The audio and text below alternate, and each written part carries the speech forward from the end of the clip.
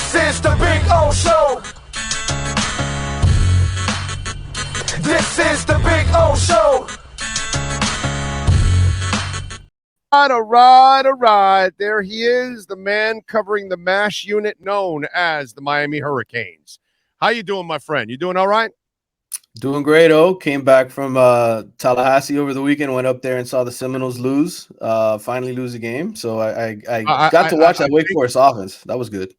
Wait a minute. Hold on a second, because Canes fans, I hear now, are putting together GoFundMe pages so they ship you up there for every FSU game. Okay, I'm just saying. That's what I heard. I am the jinx, bro. Yeah. You're the bad luck schlep rock. Oh, wowsy, woo woo. All right. Most of you have no idea what the hell I'm talking about. Well, brother, listen, man. What's he talking about? Like, yeah, I get it. You didn't watch Bam and Pebbles and all that stuff. I can't help you, bro. What do you want me to do if you weren't watching Bam and Pebbles?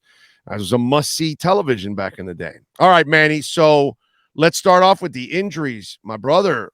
This is not what I want to hear going into this game, that there's an entire MASH unit going on right now. Yeah, man, you play this physical brand of football, right? That's what Mario said they were going to come out and do. Middle Tennessee. And now they're all falling down like flies, right? I mean, you're losing guys to shoulders, concussions, all kinds of different things. Yeah, I mean, you may only be down to one scholarship running back on Saturday, because we don't know the status of Jalen Knighton. We don't know the status of Henry Parrish, how long they'll be out. We just know that Mario's not answering questions when it comes to health, really. Anytime we do ask any health questions, I mean, it's some of the best blocking I've ever seen. Mario and Kevin Steele. I mean, the blanket coverage Kevin Steele gives us when I ask him about Tyreek Stevenson is unbelievable. It's he knows how to do some one-on-one coverage there of preventing me from getting to where I want to go. So, yeah, I just think be ready for tweets on Saturday when I'm out there watching warm-ups and telling you who's sidelined and who isn't. Offensive line issues too, and there's one guy that I constantly hear about him just like the Rooster. Mm-hmm. There's one offensive lineman, Zion, that is he always injured, or is this just me overreacting? Yeah, I think this year, unfortunately, anytime you have one of those summer surgeries, right, and you try to come back and you're probably not really 100%, you're just going to be dealing with it. It's going to be one of those lingering things, and unfortunately for Miami, it's one of those injuries that it looks like it's going to linger all year. How many did he miss last year? I think he was available for almost all of the games. He had minor things he was dealing with, but nothing major. I mean, he was around.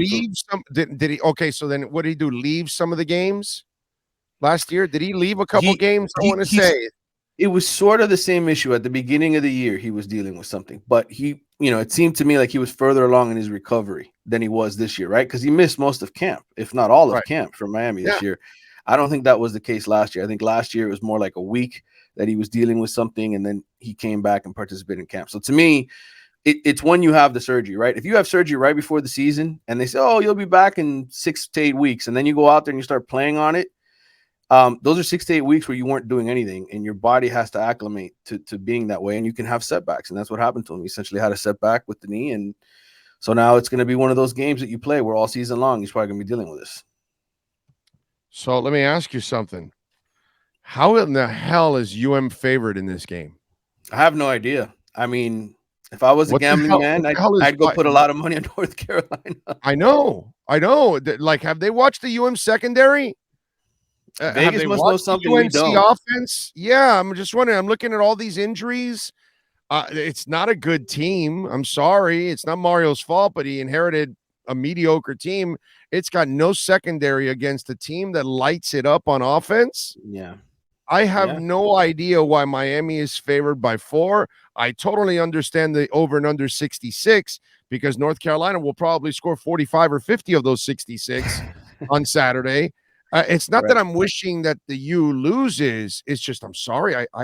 I see no reasons for the University of Miami to be favored in this game whatsoever. North Carolina, for me, is way better right now than they are. It's baffling, dude.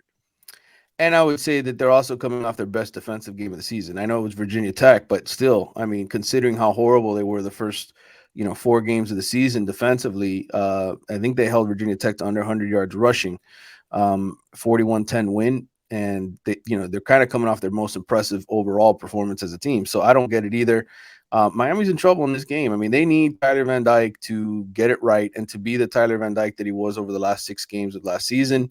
They're going to need the offense. They're going to need guys on offense to step up that haven't stepped up in the past and delivered. Thad Franklin's been a solid complementary player, but if he's got to be the lead horse and carry the ball 25, 30, 35 times in this game, I'm not sure that he can do it. It's one thing to do it in a complementary role. It's another thing to be the primary guy. So, and then you have Elijah Arroyo, who's dealing with an injury. He's, he started 3 games this year at tight end for you. A lot of double tight end sets. So maybe Miami comes out with the Wildcat and we're all stunned. Maybe they pull sort of the what the Dolphins did to the Patriots back in the day with Ronnie Brown, and that's what Vegas knows. Maybe Mario told Vegas what's happening, and the rest of us are just all in the dark.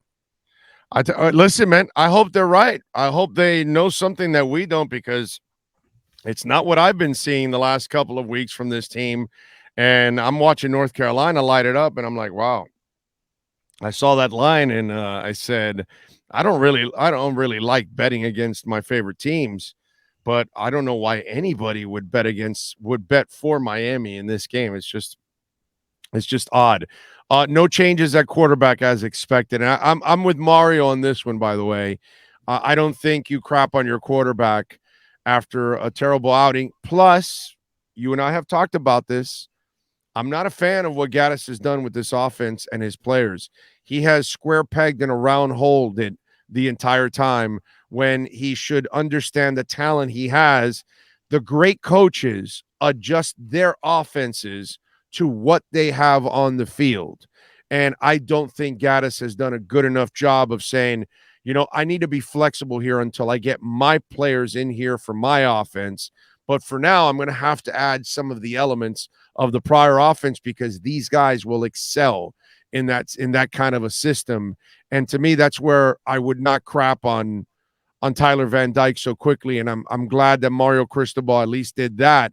The question is, will Gaddis adjust? Yeah, I mean, look, that's remains to be seen, right? I mean, obviously, look, one thing I'll say in all this is Mario obviously has a hand in what offense Gaddis runs, right? I mean, of course, we can't just say that the coordinator is running rampant here with his own plan. Mario obviously checks off on this stuff, right? He approved it. So to me, yes, Tyler Van Dyke has struggled. He's not playing in the same up pace offense, tempo offense that they were last year, and it's obvious that he's struggling without being in that. Now, Gaddis has run a few tempo plays. The problem is receivers are dropping balls. They're not executing when he calls for that offense to try to catch teams off guard or to kind of just get them, off balance a little bit. So is he going to tailor it? I think so. I think they have no choice, after what they've seen through these first 4 games. Now, does that mean Miami's going to run the ball less? There's going to be less 3rd and 1 obvious run calls? I don't know. I mean, Mario, again, puts the stamp of approval on all this stuff. So I think, they've had a week. There's no excuses. North Carolina comes in as the worst defense in the ACC against the run, most yards and points given up this season.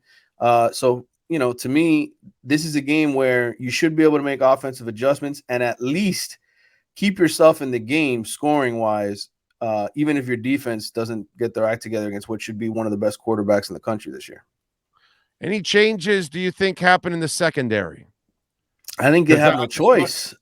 I think they have no choice. I mean, I think number one, they've got to play much more zone defense. There's, you've obviously trusted guys in man-to-man, and it's burned you. I think Kevin Steele's smart enough. Yeah, I mean, I think Kevin Steele's a smart enough and experienced enough coach to know now after 4 games that, there's certain guys you have to believe that they can't be trusted in certain situations. So I think there's going to be adjustments made. Ivy. I'm sorry. There's going to be adjustments made in this game, but I think also injuries all play a factor. I mean, Tyreek Stevenson, I don't know if it's a groin injury, if it's a foot. He's a guy. He's another one. You talk about Zion Nelson being hurt. Tyreek Stevenson's always dealing with something. Okay? Always, yeah. Another one. And Darryl Porter Jr. took a couple big licks in this last game against Middle Tennessee. He's the kid who came over from West Virginia, a kid who was a starter in the Big 12 and had a good year last year. He's basically been, the third or fourth cornerback in most games. Is he healthy to play? I don't know. So they're going to have to do something going into this game to catch North Carolina off guard. They're going to have to surprise them in some way, shape, or form.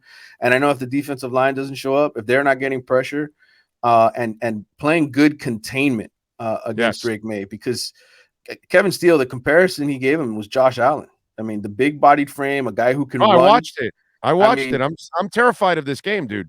Terrified of this game. It could be really ugly if Miami has another bad day. If they play their assignments, maybe they get fortunate enough where this kid makes a couple mistakes. They throw something new at him he hasn't seen. You get a couple turnovers, and that keeps you in the ball game. But I'm like you. I don't have a lot of confidence going into this game that Miami's defense can be able to contain him. And let me tell you something. It gives me less confidence if you want to play zone. You know why? You just can't switch like that. You just cannot switch like that. It does not happen where all of a sudden in the middle of a season you go from a man secondary to a zone, and now everybody's got to be in sync all the time and picking each other up. And I think that is a very difficult system to run if you're not running it on a consistent basis where it naturally comes. And if you've got changes coming up in the secondary, that just clouds the whole situation up too, because there's no continuity, there's no chemistry. And that is so important with a zone instead of a man, where it's a little different. There's a little bit more flexibility there, let's say, for the players. Well, what I would say is I don't want to see any cover one. And I think that's been an issue at times where they've decided, hey, we're going to leave one safety back there to save our rear ends. And, you can't do that. I think it has to be cover three against this offense. And you're going to give up underneath stuff, but it's going to be up to your linebackers, the guys underneath to make plays, and for those defensive linemen to chase and hold containment. This is not going to be a pretty game on Saturday, I have a feeling. Like you. No, I'm terrified of this game. I think it's a loss. I think they're going to lose because I have not seen the defense or the secondary to be able to stay with that offense. And then your offense isn't really electrifying either because you have no playmakers. And so I don't know. I don't know Vegas confuses me because they're not stupid, Manny. All they do is build castles over there. Yes, that's why I'm saying maybe Mario sent them the game plan. It's something totally new that we haven't seen that they know is going to work for sure against North Carolina. They build hotels so big that they build them big enough that you don't even want to walk to your car or walk outside. So you just stay there to buy everything because, let's go to the next hotel. No, bro, the next hotel's a mile away by the time we get there. No. It's like 4 blocks to go from the lobby to your room. So they do this on purpose. They know something that we don't all the damn time. This is weird, bro. Weird. So you're with me. You predict that. What else are you concerned about going into this game? Well, the health. I mean, obviously that's the long-term issue here, right? I'm worried that this might not be a bowl team this year if they lose any more players, just because you're going to have to start throwing guys out there. And by the way, I know we don't pay attention to what else is going on in the ACC, but like, the 2 worst teams besides Miami are Virginia and Virginia Tech, right? In terms of just putting up absolute duds in the division. Those are both road games this year, places where Miami always struggles when they have to go on the road. Duke is 4-1. They're playing really well. Yes, they have to come down here.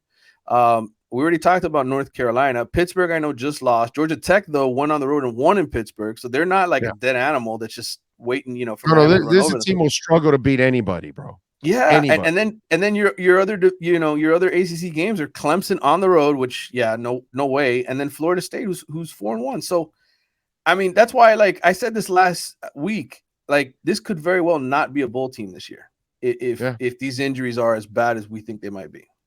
Yeah, no, at this point I might pick FAU over Miami. N'Kosi Perry, baby, lighten it up. Anyway, all right. Follow him on Twitter at Manny_Navarro. Catch his work there at The Athletic. Following your Canes, no matter how painful it might be as of late.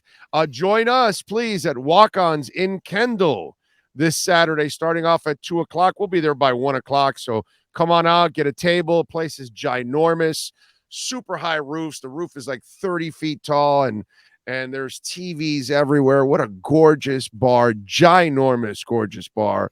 So come on out and join us off 162nd and Kendall Drive, Walk-Ons Sports Bistro. Manny, as always, thank you, my friend. I appreciate you. Good talking, Nito. Enjoy Saturday. Wish I could be there with you guys, but I'll tell you, Walk-Ons is a great place. I've been to a bunch of them in the Southeast. This is the first one I think they've built in South Florida, right? I don't remember seeing many others. They only have 3 in Florida: Kissimmee, Orlando, and Miami. And the manager we're dealing with, she runs all 3 of them. So yeah, definitely. Okay. And you never know, down the line, I might do a show in the Kissimmee or Orlando area, because you never know, they might be part of the Gridiron Roundtable. So up in that area, there's a lot of Florida State and Gators. Well, let me know. I'll make the drive up. Yeah. We'll have some fun. We'll bring Ira down or somebody like that. We'll have some fun with that. All right, man. Appreciate you, man. Have a good week. All right. You too, man. Take care. You got it. We'll talk to Manny in the post-game show. And don't forget Caneswear. Go to caneswear.com. Order over $99 if you go to caneswear.com, and you will get free shipping. They've got anything and everything with a logo. Inter Miami gear. We got the playoffs. Let's go, baby. Dolphins. Tua will be back, taking you to the playoffs. Relax. Panthers start next week. You can start getting on that bandwagon. The Marlins will probably be in clearance. So you can get on down there and check it out, man. Heat gear, they've got it all for you at 2511 South University Drive in Davie. That is Caneswear. And that's Manny Navarro in our Caneswear Miami Hurricanes report. If you're